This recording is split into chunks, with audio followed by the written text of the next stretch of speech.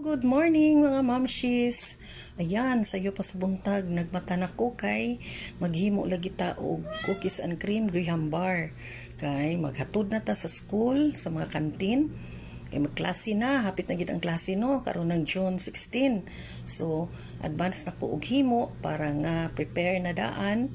Then aron usab nga maputos na nako dayon ni siya unya no pag magahi na.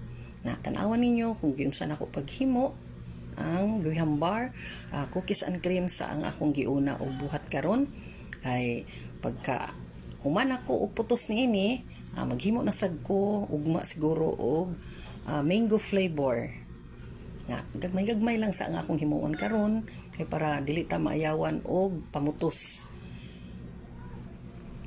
So inana gid no ang mga inahan ngita-gitag pamaagi kung unsay atong matabang para sa mga gastuson nato sa panimalay.